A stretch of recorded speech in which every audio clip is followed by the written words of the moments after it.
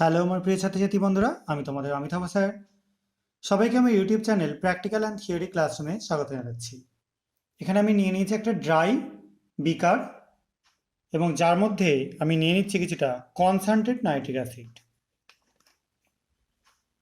এটা 98% nitric acid, একদম বর্ণহীন বা কালারলেস নিয়ে নিলাম। এবার আমরা এটাকে একটু উত্তপ্ত করব।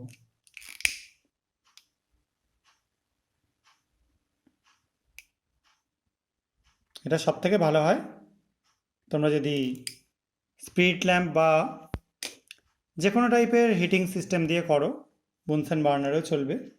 এবার এখানে একটা তার নিয়ে, তামার তার নিয়ে আমি কিছুটা কুচিয়ে এর মধ্যে আমি অ্যাড করে দিচ্ছি।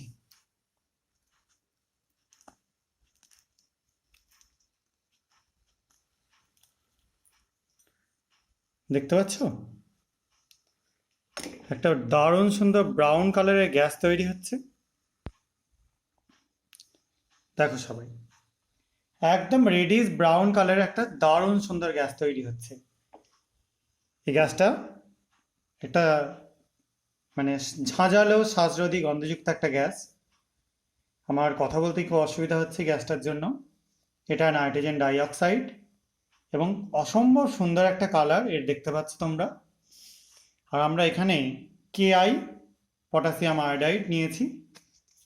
এই কেআই আমরা একটা ব্লটিং পেপারের মধ্যে কিছুটা লাগিয়ে নিলাম। এবার এর মুখে ধরছি, দেখতে পাচ্ছ পেপারটা ইনস্ট্যান্ট ব্রাউন হয়ে গেল, কারণ এটা আয়োডিনকে লিবারেট করে দিল। প্রচণ্ড সুন্দর এক্সপেরিমেন্ট।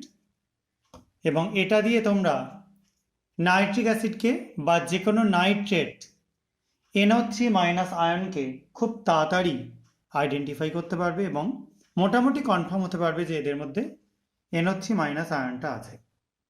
আশা করা যায় বুঝতে পেরেছ। সোনার দোকানেও এই যে এক্সপেরিমেন্টটা সেটা করা হয়। এবং এখানে তোমরা যে ভেপারটা দেখতে পাচ্ছ, এটা নাইট্রোজেন ডাইঅক্সাইডের। এটা বেশিক্ষণ ধরে কোনো মানুষ থাকলে তার মৃত্যু পর্যন্ত হতে পারে। এই জন্য খুব সাবধানতার সঙ্গে যদি তোমরা কেউ করতে চাও এটা, তো সাবধানতার সঙ্গে করবে। আজকের এক্সপেরিমেন্টটা এইটুকুনি।